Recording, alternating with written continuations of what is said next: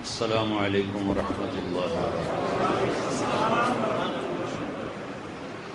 الحمد للہ الذی لیس کمثلہ شیء وہو السمیع البصیر المتعالی عن الشریک والشبیہ والبدیل والنظیر، واشہد ان لا الہ الا اللہ وحدہ لا شریک لہ، واشہد ان سیدنا ومولانا محمدا عبدہ ورسولہ، اما بعد۔ میرے محترم بھائی اور دوستو، آپ رزق کی تلاش میں اپنے ملک سے دور دراز مشقتوں میں پہنچے، مشقتوں میں کمائیاں کی، کیا اس پر بھی کوئی اجر ہے یا صرف نماز پڑھنے کا اجر ہے اور روزہ رکھنے کا اجر ہے اور حج کرنے کا، تبلیغ کرنے کا، ذکر کا، تلاوت کا؟ اس کا اجر تو ہمیں معلوم ہے، لیکن جو آپ اتنا دور دراز سفر کر کے آئے ہوئے ہیں، اس پر بھی کوئی اللہ نے اجر رکھا ہے یا مشقت بیکار ہے؟ تو اللہ تعالیٰ کے نبی پاک صلی اللہ تعالی علیہ وسلم کا فرمان ہے، من امسا کالن بعمل یدہ امسا مغفورا لہ۔ جو اپنے بچوں کے لیے، اپنے عیال کے لیے حلال کمانے میں، حلال کی شرط ہر جگہ آئے گی، تو اس شرط سے جھوٹ نکل گیا، خیانت نکل گئی، دھوکہ نکل گیا، فراڈ نکل گیا، فریب نکل گیا، کہ اگر اس کی کمائی میں، کام میں، جس ذریعے سے بھی وہ روٹی کما رہا ہے، اگر اس میں جھوٹ ہے تو اللہ کی رحمت سے نکل گیا، اگر اس میں دھوکہ ہے تو اللہ کی رحمت سے نکل گیا، اگر اس میں خیانت ہے تو اللہ کی رحمت سے نکل گیا، اگر اس میں فراڈ ہے تو یہ سب کچھ کمائی اس کے لیے مزید بہت خوفناک پکڑ کا سبب بن جائے گی۔ لیکن اگر رزق حلال ہے، چاہے یونان میں ہے، چاہے امریکہ میں ہے، چاہے پاکستان میں ہے، تو اللہ کے نبی کا فرمان ہے، جو اپنے بچوں کو یا اپنے ماں باپ کو حلال کھلانے کے لیے مزدوری کرتا ہے اور شام کو وہ تھک کے واپس آتا ہے، تو اس کے اس دن کے سارے گناہ معاف ہو جاتے ہیں۔ جیسے نماز سے گناہ معاف ہوتے ہیں، تو حلال کمانے سے بھی گناہ معاف ہوتے ہیں۔ اور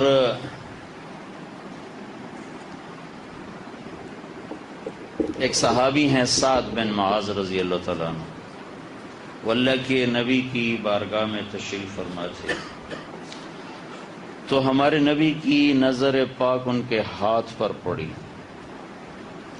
ہاتھ ان کا بڑا سخت اور اس پر نشان بنے ہوئے، جو لوگ کام کرتے ہیں کسی کا، کدال کا، تو ان کے ہاتھوں پہ نشان پڑ جاتے ہیں سخت سخت۔ تو آپ نے یوں دیکھا تو آپ نے فرمایا، سعد یہ تیرے ہاتھوں پہ کیا نشان ہے؟ تو انہوں نے عرض کی، یا رسول اللہ، میں صبح سے شام تک اپنے باغ میں کام کرتا ہوں، مشقت اٹھاتا ہوں، اپنے بچوں کے لیے کماتا ہوں، تو وہ کام کر کر کے میرے ہاتھ ایسے ہو گئے۔ تو ہمارے نبی پاک صلی اللہ علیہ وسلم نے ان کا ہاتھ پکڑا اور ایسے اس کا بوسہ لیا، ایسے چوما، اور پھر فرمایا، بچوں کو حلال کھلانے میں جو ہاتھ ایسا ہو جائے گا، اس پہ دوزخ کی آگ حرام ہو جائے گی۔ ایک اگر آپ احتیاط کر لیں کہ دھوکہ نہ ہو، جھوٹ نہ ہو، فریب نہ ہو، فراڈ نہ ہو، اور اس کے ساتھ فرائض پورے ہوں، نماز نہ چھوٹے، رمضان کا روزہ نہ چھوٹے، اگر کچھ رزق جمع ہے تو زکوٰۃ نہ چھوٹے، تو روزانہ آپ صبح سے شام تک جب تھک کر جاتے ہیں تو آپ کے اس دن کے گناہ صاف ہو جاتے ہیں، صاف ہو جاتے ہیں۔ ایک کوئی اولیاء کرام میں سے تھے، انہوں نے شادی نہ کی، جب ان کا انتقال ہوا تو خواب میں ان کو ان کے مرید نے دیکھا، تو انہوں نے پوچھا، حضرت آپ کے ساتھ کیا ہوا؟ تو انہوں نے ارشاد فرمایا کہ میرے اللہ نے میری بخشش فرما دی، لیکن ایک مسلمان شادی شدہ اپنے بچوں کو، بیوی کو حلال کھلانے میں جو تکلیف اٹھاتا ہے، اس پہ جو اللہ نے درجے رکھے ہیں اس کی مجھے ہوا بھی نہیں لگتی۔ تو مسلمان کا ہر عمل عبادت ہے اگر اللہ کی نبی کی بتائی ہوئی ترتیب کے مطابق، اور ہر عمل اس کا گناہ ہے اگر اللہ کے نبی کی ترتیب کے خلاف ہو۔ عبادت بھی نبی کی ترتیب کے خلاف کرے گا تو گناہ ہو جائے، 2 کے 4 سجدے شروع کر دے، 1 کے 2 رکوع شروع کر دے تو نماز الٹا گناہ بن جائے گی۔ اور صحیح تولتا ہو، سچ بولتا ہو، دھوکہ نہ دیتا ہو، تو اس کا دکان پہ بیٹھنا ہی شام کو سارے گناہ صاف ہو کے گھر جا رہا ہے۔ اللہ کے نبی نے فرمایا جنت میں ایک وی آئی پی جگہ ہے۔ جنت تو خود وی آئی پی ہے کہ اللہ تعالیٰ نے دنیا بنائی مٹی سے، گارے سے، پتھر سے، چونے سے، لوہے سے، تانبے سے، پیتل سے، لیکن اللہ تعالیٰ نے جنت میں جو سب سے گھٹیا قسم کی چیز جو استعمال کی ہے وہ سونا اور چاندی ہے۔ اس کی ایک اینٹ سونے کی ہے، ایک چاندی کی ہے، ایک زمرد کی، ایک یاقوت کی ہے، ایک موتی کی ہے، اور ہم سیمنٹ استعمال کرتے ہیں۔ جنت کے گھروں میں سیمنٹ مشک ہے اور گھاس زعفران ہے،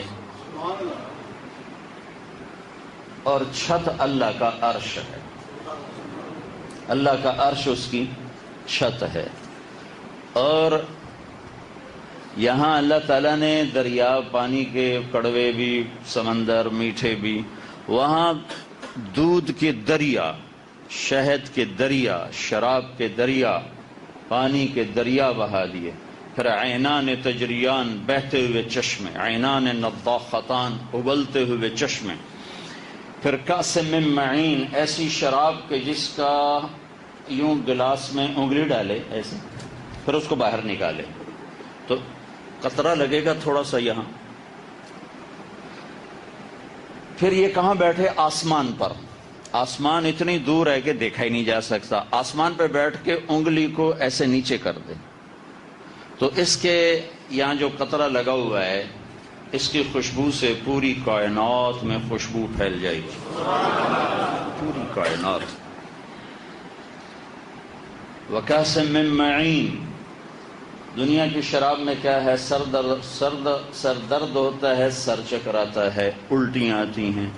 اور جنت کی شراب میں کیا ہے؟ لا یصدعون عنہا، سر نہیں چکرائے گا، سر درد نہیں ہوگا، ولا ہم ینزفون، بے ہوش ہو کے گرے ہوئے نہیں ہوں گے۔ اور 3 اللہ تعالیٰ نے وہاں محفلیں بتائی ہیں، محفلیں، 3 محفلیں، یہاں کی زبان میں بار روم، 3 بار روم ہیں۔ پہلے تو یہ اعلان ہوگا جو دنیا میں نہیں پیتے تھے تشریف لائیں، جو دنیا میں نہیں پیتے تھے تشریف لائیں، آج ان کو جنت کی شراب پلائی جائے گی۔ پھر جیسے جیسے ان کے مقام ہیں ویسے ویسے وہ 3 کیٹیگریز ہیں، 3 محفلیں ہیں۔ ایک محفل تو ایسی ہوگی، ان الابرار یشربون من کأس کان مزاجها کافورا، کہ ان کے ایک طرف سراہی ہوگی، ایک طرف جام ہوگا، وہ خود ڈالیں گے اور پیئیں گے، خود ڈالیں گے پیئیں گے۔ یہ صرف درجہ بندی کو بتانے کے لیے ہے، ورنہ ہر جگہ نوکر بھی ہیں، خدام بھی ہیں، حوریں بھی ہیں، سب کچھ ہے، لیکن صرف 3 کیٹیگریز مرتبے کے لحاظ سے بتانے کے لیے اللہ تعالیٰ نے یہ فرق ہمیں سمجھایا کہ جو نیچے والی جنت ہے ان کا پینے پلانے کا نقشہ بیان کیا ہے کہ وہ خود ڈالیں گے اور پیئیں گے۔ اس سے جو اوپر وی آئی پی جنت ہے اس میں ہے یسقون فیہا کأسا کان مزاجها زنجبیلا، اس میں ہوگا کہ وہ خود نہیں ڈالیں گے، ان کو ڈال کے پلانے والے پلائیں گے۔ کون؟ فرشتے پیش کریں گے۔ کون؟ جنت کے نوکر پیش کریں گے۔ کون؟ جنت کے غلام پیش کریں گے۔ کون جنت کی خوبصورت لڑکیاں پیش کریں گے، اور وہ جو جنت کی لڑکی کے ہاتھ میں جام ہوگا، بِأَيِّ بَنَانٍ تُعَاطِيهِ، میرے نبی نے فرمایا تمہیں پتہ بھی ہے وہ ہاتھ کیسے ہوں گے جو تمہاری طرف بڑھیں گے؟ وہ ہاتھ جس میں وہ جام ہوگا، اس ہاتھ کی انگلی کا یہ ایک فنگر ٹپ، یہ پورا میرے نبی نے فرمایا اگر اتنی جگہ وہ سورج کو یوں کر کے دکھائے تو سورج نظر نہیں آئے گا، ختم ہو جائے گا۔ تو اس کا پورا ہاتھ کیسا ہوگا؟ پھر ابن عباس نے فرمایا تو پھر اس کا چہرہ کیسا ہوگا؟ تو جب وہ اس کو پیش کرے گی تو اس کے جسم پہ 100 جوڑے ہوں گے، ایک جوڑا نہیں ہوگا۔ اس کا قد 130 فٹ ہوگا۔ تم پریشان ہو گئے ہو کہ 5.5 فٹ نال کی بنے گا، پھر تو بغل ہی پا لے گی۔ تو اللہ کے نبی نے کہا ڈرو نہیں، تم سب ایک جیسے ہوگے، سب 130 فٹ کی ہائٹ پہ ہوں گے۔ اور یہ جو پیش کرنے والی لڑکی ہے، اس کے جو 130 فٹ کو آپ تصور میں لو، بڑے سے بڑا مینار 130 فٹ کا مشکل سے ہوتا ہے، سر کی چوٹی سے بال چلیں گے اور آبشار کی طرح پاؤں کی ایڑی تک آئیں گے، ایسے کھلے ہوئے بال، ان بالوں میں موتی لگے ہوئے ہوں گے۔ اور وہ جو پہنے گی لہنگا، جو شادی والی رات لڑکیاں پہنتی لہنگا، وہ 3 میل کے دائرے میں گھوم رہا ہوگا، 3 میل کے دائرے میں۔ اور جب وہ یوں ایک قدم بڑھائے گی اس کو وہ جام پیش کرنے کے لیے، تو اس ایک قدم میں 1,00,000 نخرہ اپنے خامد کو دکھائے گی۔ 1,00,000۔ اگر موت ہوتی تو یہ مر جاتے، وہ پیش کرے گی۔ لیکن ایک وی آئی پی جگہ ہے، اولا، اس کو کہتے ہیں جنت الفردوس۔ یہ جو میں آپ کو جنت بتا رہا تھا، یہ عام جنت ہے۔ اس میں جنت الفردوس کی خصوصیت یہ ہے کہ اسے اللہ نے اپنے ہاتھوں سے بنایا، خود ڈیزائن ساری خود کی ہے۔ نیچے والی جنت کن فکان، ہو جا ہو گئی، ہو جا ہو گئی، ہو جا ہو گئی۔ لیکن جب جنت الفردوس کی باری آئی تو اللہ نے کہا یہ میں خود بناؤں گا۔ اللہ نے اپنے ہاتھوں سے بنائی، تو کیا چیز بنی ہوگی؟ پھر اس میں ایک خصوصیت یہ ہے، جس دن بنایا اس دن سے لے کر آج، اور آج سے قیامت تک، اللہ روزانہ اسے 5 دفعہ پہلے سے زیادہ ڈیکوریٹ کرتا ہے، خوبصورت کرتا ہے۔ وہ کیا چیز بن گئی؟ یعنی میں کبھی کبھی بالکل پاگل ہو جاتا ہوں کہ ایک ہال ہے، ہم اس کو خوبصورت بنانے کے لیے شروع ہو جائیں، 1 سال لگ جائے گا، 2 لگ جائیں گے، 3 لگ جائیں گے، 4 لگ 10 سال لگ جائیں گے۔ 10 سال کے بعد اس میں کوئی گنجائش نہیں ہوگی مزید کچھ کرنے کی۔ ایک لڑکی کا ہم میک اپ کرتے ہیں 1 گھنٹہ، 2 گھنٹے، 6 گھنٹے، 8 گھنٹے، 10 گھنٹے، 12 گھنٹے، جو بیوٹی پارلرز ہوتے ہیں، تو ایک سطح پر آ کر وہ بیوٹیشن کہتی ہے اس سے آگے نہیں ہو سکتی، اس سے آگے کریں گے تو وہ بدصورت ہو جائے، پورا پاؤڈر کا ڈبہ ہی منہ پہ ڈال دو تو اس کا کیا بنے گا؟ تو اب آپ تصور فرماؤ، اللہ نے جنت الفردوس میں ایک لڑکی کو پیدا کیا، ایک درخت کو پیدا کیا، ایک گھر کو بنایا، ایک نہر کو چلایا، ایک پودے کو لگایا، ایک پھل کو لگایا، ایک پھول کو لگایا، ایک جانور بنایا، ایک پرندہ بنایا، ایک نہر بنائی، ایک تخت بنایا، ایک پردہ لٹکایا، ایک قالین بچھایا، ایک کلی کھلائی۔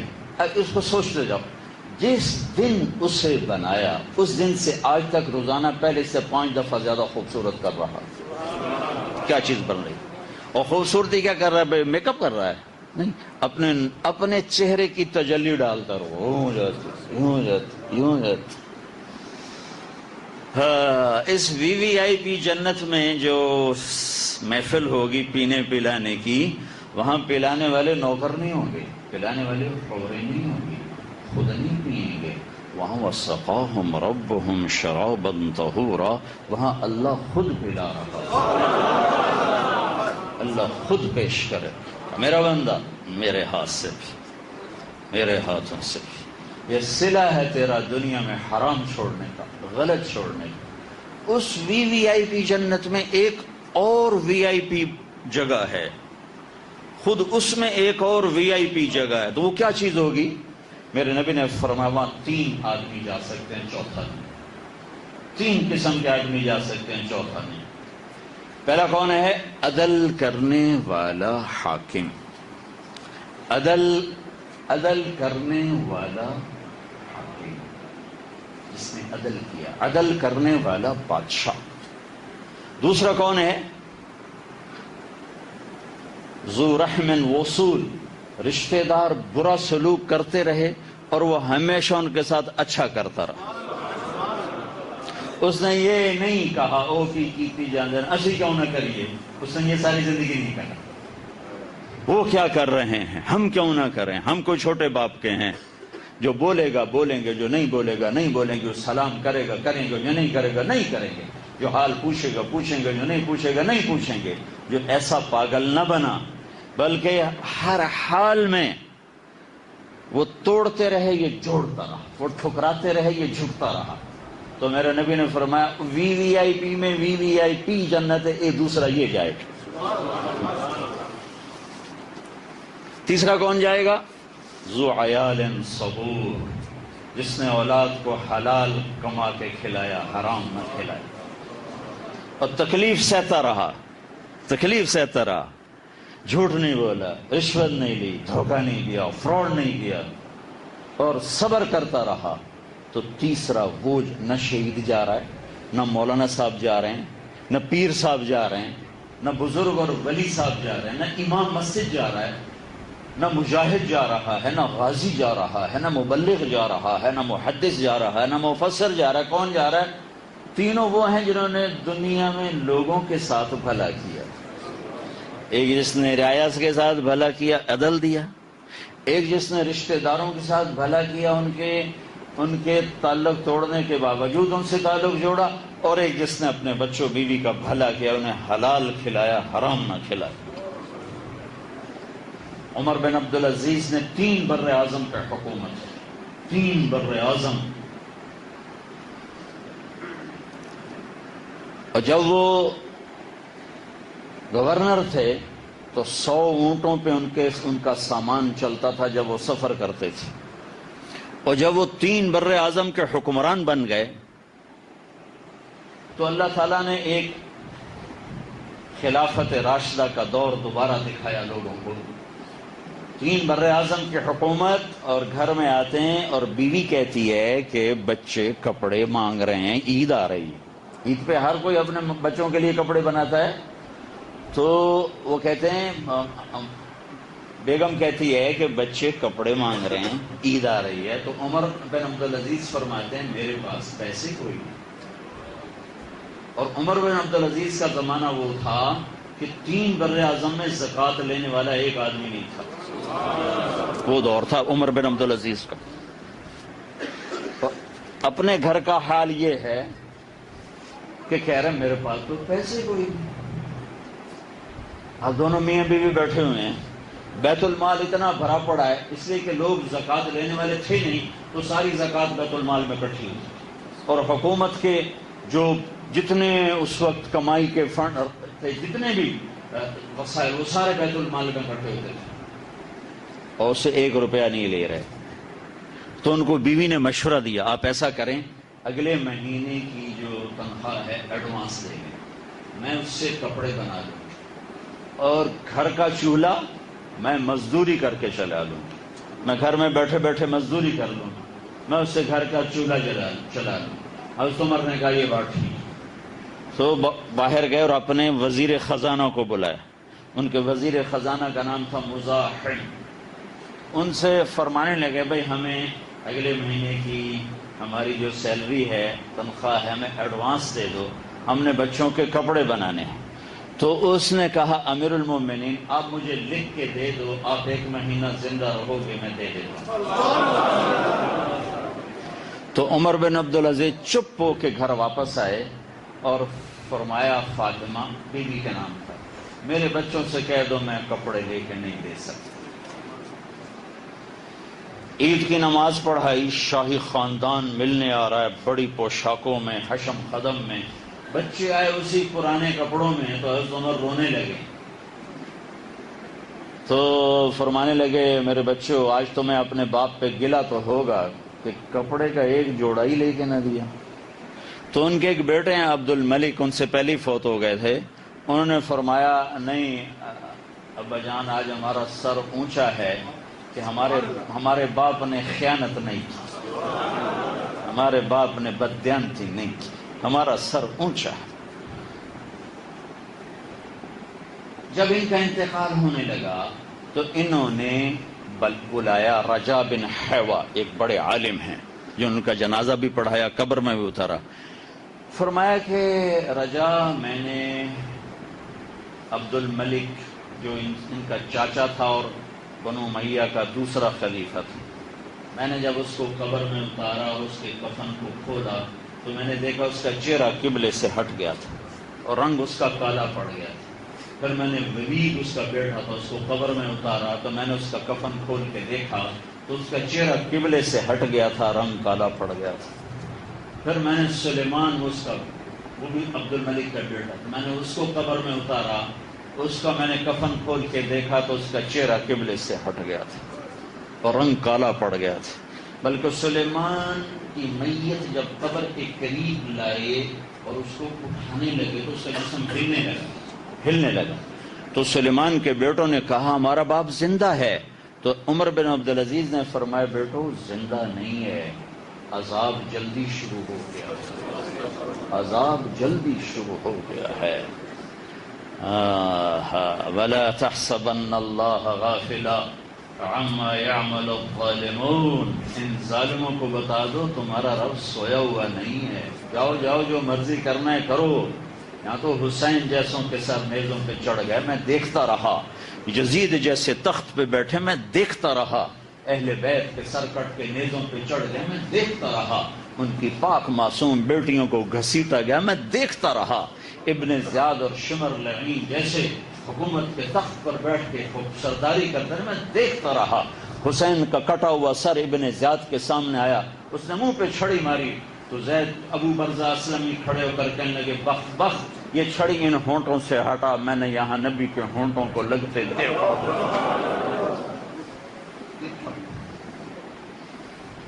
دنیا ہے، یہ امتحان کی جگہ ہے، یہ عزت اور ذلت کے یہاں معیار نہیں ہے، کامیابی ناکامی کے یہ معیار نہیں ہے، مال کا آنا اور جانا یہ کوئی معیار نہیں ہے۔ یہ دیکھو کہ میرا رب راضی ہے کہ ناراض ہے، میں نے اللہ کو راضی کیا کہ ناراض کیا، میں نے اللہ کا رسول کو راضی کیا کہ ناراض کیا۔ پھر یہ ہزاروں کلومیٹر کا سفر کر کے سر یزید کے سامنے پڑا ہوا ہے اور یزید منہ پہ چھڑیاں مار رہا ہے اور زید بن ارقم تڑپ کے کہتے ہیں ان ہونٹوں سے چھڑی ہٹا، میں نے ان پہ نبی کے ہونٹوں کو لگتے دیکھا۔ یہ امتحان ہے، کوئی یہ نہ سمجھے کہ میں نے مال بنا لیا ہے، یہ دیکھو بنایا کیسے ہے۔ وَلَا تَحْسَبَنَّ اللَّهَ غَافِلًا عَمَّا يَعْمَلُ الظَّالِمُونَ، بتا دو ظالموں کو تمہارا رب نہ سویا ہے نہ غافل ہے۔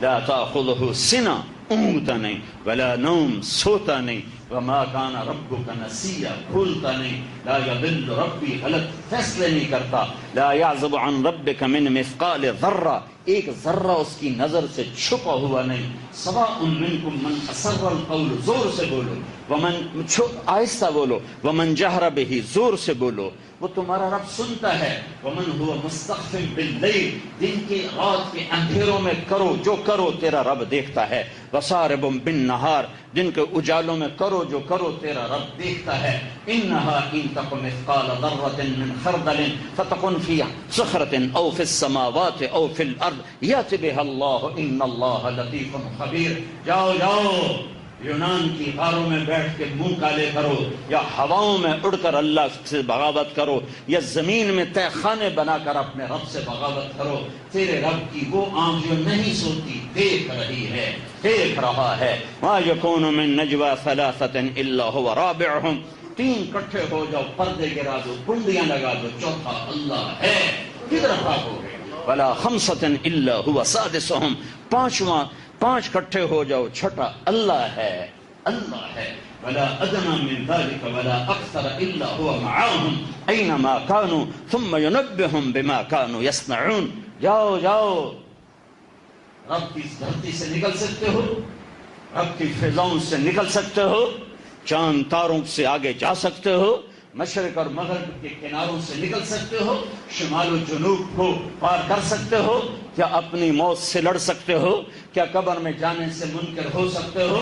کیا کیڑوں کی غذا بننے سے اپنے آپ کو روک سکتے ہو؟ کیا منکر نکیر کو ٹیکنالوجی سے قبر سے دھکا دے سکتے ہو؟ کیا اللہ کی جنت کو آگ لگا سکتے ہو؟ کیا اللہ کی جہنم کو فائر بریگیڈ سے بجھا سکتے ہو؟ کیا اللہ کا سامنے کھڑے کرنے سے رک سکتے ہو؟ اللہ کو سے ہٹ جاؤ، اللہ کے نبی کے سامنے کھڑے ہونے سے انکار کر سکتے ہو؟ اس حال میں مر گئے تو کیا منہ دکھاؤ گے اللہ کے نبی کو؟ ادھر حسین کا کٹا ہوا سر آئے گا، ادھر یہ آئے گا جی بچوں کے لیے جھوٹ بھی بولا، عیاری بھی کی، مکاری بھی کی. کہ ظالم تجھے میرا حسین نظر نہ آیا؟ اس نے تو سر کٹا دیا تھا اپنے رب کو راضی کرنے کے لیے. زخم پہ زخم کھا کے جی، اپنے لہو کے گھونٹ پی، آہ نہ کر لبوں کو سی، عشق ہے دل لگی نہیں، سینے پہ تیر کھائے جا، آگے قدم بڑھائے جا، یعنی زبان حال سے کہہ دے کہ ہاں ستائے جا. زندگی موت کا کھیل یہ کوئی کبڈی نہیں ہے کہ ختم ہو جائے گا. اس کے پیچھے ایک نظام ہے، ایک زندگی ہے جو آ رہی ہے. انہم یرونہ بعیدا ونراہ قریبا. تمہیں دور نظر آتا ہے، تیرے رب کو قریب نظر آتا ہے. یوم یکون الناس کالفراش المبثوث. پتنگوں پروانوں کی طرح اڑتے نظر آؤ گے. غافل نہیں میرا رب، دیکھ رہا ہے.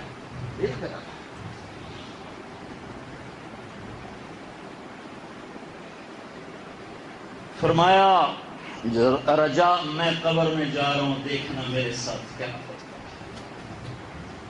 میرے ساتھ کیا ہوتا ہے.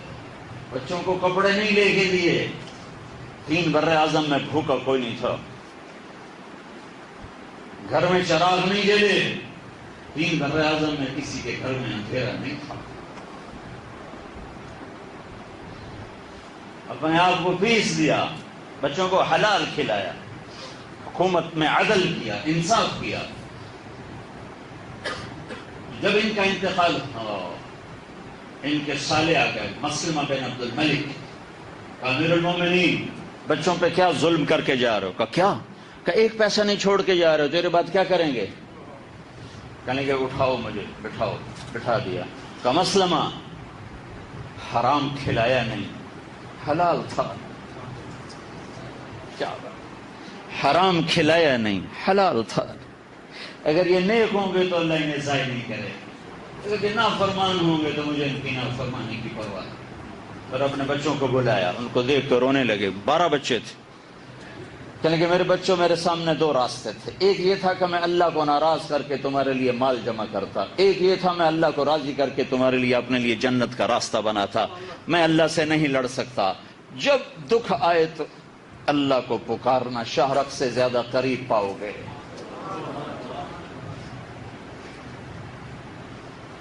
شام بن عبد الملک مرا، 10 لاکھ درہم اپنی اولاد کے لیے چھوڑ کے مرا. اور 30 سال کے بعد اس کے بچے مسجد کی سیڑھیوں پہ بیٹھ کے بھیک مانگتے. اور عمر بن عبدالعزیز اپنے بچوں کو فقیر چھوڑ کے مرا.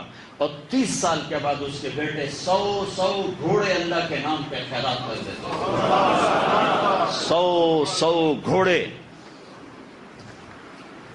جب ان کا انتقال ہوا اور ان کی میت کو قبر میں اتارنے کے لیے قریب کیا، سلیمان کا میں نے بتایا کیا ہوا اس کے ساتھ.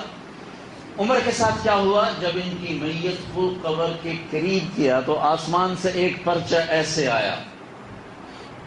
سب دیکھ رہے ہیں، ایک پرچہ آ رہا ہے، ایک پرچہ آ رہا ہے. اور آ کر عمر کے سینے پر گرا. انہوں نے پرچہ اٹھایا،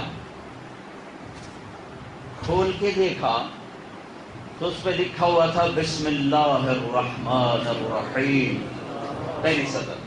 دوسری سطر براءۃ من اللہ لعمر بن عبد العزیز من النار. لوگو سن لو، اللہ نے عمر کو جہنم سے آزاد کر دیا. 3 بر اعظم کی بادشاہی. یہ پروانہ کس وجہ سے ملا؟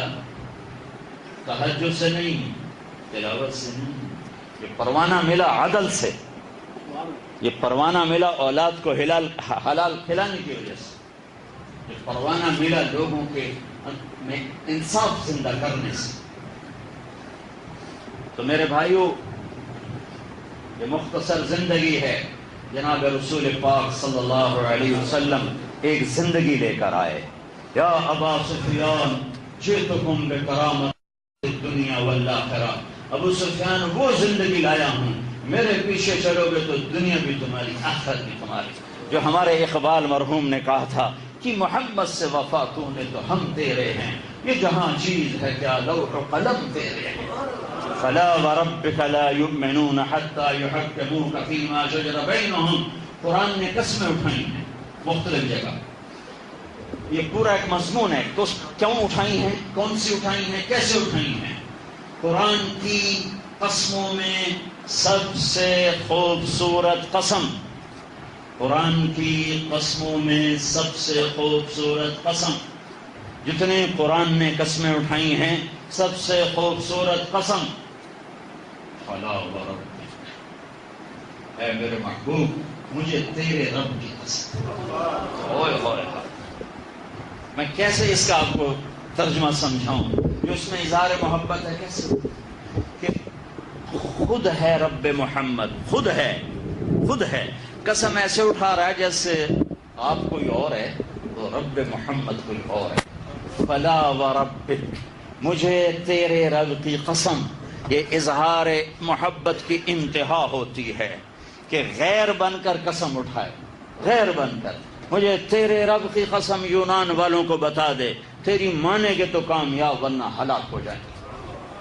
لا یؤمنون حتی یحکموک فیما شجر بینہم، آپ کی مانیں گے تو کامیاب. ارے بھائیو، یہ بات تو جانور بھی جانتے تھے جو میں کہہ رہا ہوں کہ نبی کی مانو گے تو کامیاب. ایک بدو گزرا، آپ کی محفل لگی، کہنے کا یہ کون ہے؟ کہا یہ وہی جو میں کہتا ہوں نبی ہے، جو کہتا میں نبی ہوں.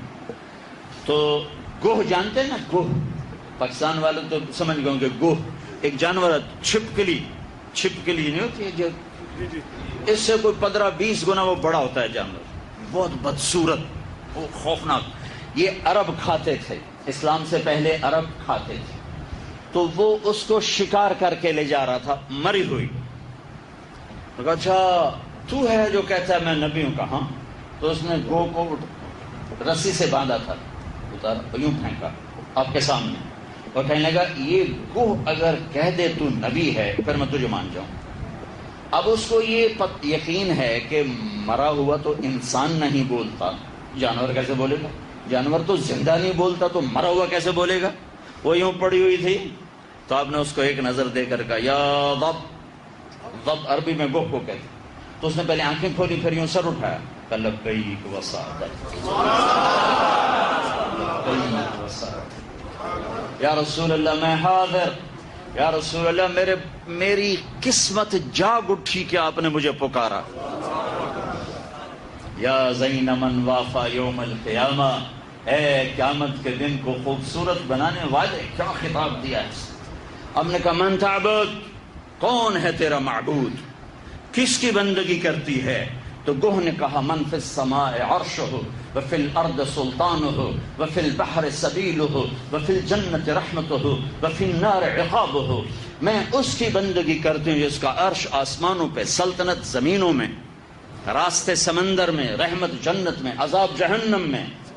والنجم اذا ہوا، یہ وہ ہے. ما ضل صاحبکم وما غوا، یہ وہ ہے. وما ينطق عن الهوى، یہ ہے محمد الرسول اللہ. ان هو الا وحی یوحى، یہ ہے محمد الرسول اللہ. والضحى، یہ واللیل اذا سجا، یہ ہے میرا نبی. ما ودعک ربک وما قلا، یہ ہے میرا نبی. وللآخرۃ خیر لک من الاولی، یہ ہے میرا نبی، یہ ہے میرا نبی. وَلَسَوْفَ يُعْطِيكَ رَبُّكَ فَتَرْضَىٰ، یہ ہے آپ کا نبی. اشرح لك، یہ محمد مصطفیٰ ہے. وَوَضَعْنَا عَنْكَ وِزْرَكَ، یہ محمد مصطفیٰ ہے. الذي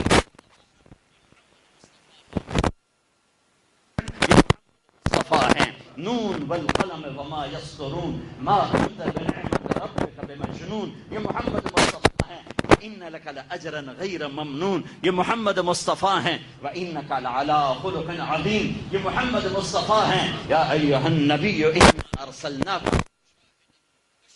ونذیر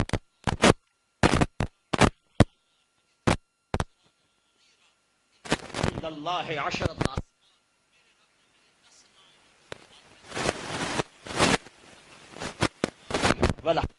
والعاقب والخاتم والخاتم طه ياسين. قرآن شاهد مبشر نذير داعي عزيز عليه ما عنتم حريص عليكم بالمؤمنين رؤوف رحيم. يا أيها إلا رحمة للعالمين وما أرسلناك إلا كافة للناس بشيرا ونذيرا. يا أبا سفيان جئتكم بكرامة الدنيا والآخرة. یہ میرا آپ کا نبی ہے. ہاں یہ کون ہیں جن کا نسب آدم تک محفوظ ہے؟ کسی کا نہیں محفوظ. اس کا محفوظ ہے محمد بن عبداللہ بن عبد المطلب بن ہاشم بن عبد مناف بن قصی بن کلاب بن مرہ بن کعب بن غالب بن فہر بن مالک بن نضر بن کنان بن نزار بن عوض بن حمیصہ بن سلامان بن عوس بن بوس بن قموال بن ابی بن عوام بن ناشد بن حزا بن علاس بن عبید بن الدعاء بن حمدان بن سنبر بن یثربی بن یحزن بن یلحن بن ارعوا بن عیدی بن زیشان بن عیسر بن اقناد بن ایہان بن مقصد بن ناحد بن زارع بن سمی بن مزی بن عوض بن عرام بن قیدار بن اسماعیل بن ابراہیم بن آذر بن رعوب بن فائد بن عابر بن ارفقشاد بن سام بن نوح بن لامک بن متوشالہ بن ادریس بن یرد بن ملہلئیل بن قینان بن آنوش بن شیثر بن آدم. یہ میرا نبی ہے. یہ میرا نبی ہے. یا رب من تعبد, کس کی بندگی کا؟ آسمان والے کی. یا رب اے گو من انا میں کون ہوں, میں کون ہوں؟ تو گوہ نے کہا انت رسول رب العالمین, آپ رب العالمین کے رسول, وخاتم النبیین, آپ آخری نبی. گوہ کو بھی پتہ ہے یہ آخری ہے, اس کے بعد کوئی نہیں ہے. گوہ کو بھی پتہ ہے اس کے بعد اور کوئی نہیں. وقد افلح من صدقک. یا رسول اللہ, یونان والوں کو میں پیغام دے رہی ہوں, آپ کی مانیں گے تو کامیاب. وقد خاب من کذبک, آپ کی نہیں مانیں گے تو ناکام, برباد, ہلاک. جہاں مرضی رہو میرے بھائیو, محمدی بن کے رہو, محمدی بن کے رہو. لا الہ الا اللہ پاسپورٹ ہے. پاسپورٹ کے بغیر آپ سفر نہیں کر سکتے, اور محمد رسول اللہ ویزا ہے.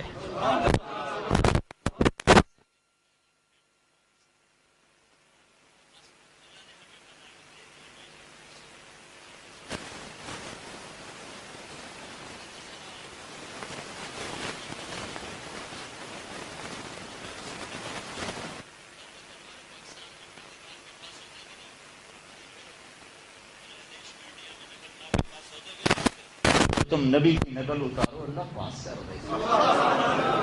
ارے نقلی بن جاؤ, اللہ قیمت لگا دے گا. اللہ کو اپنے حبیب سے پیار ہے. تبلیغ کا کام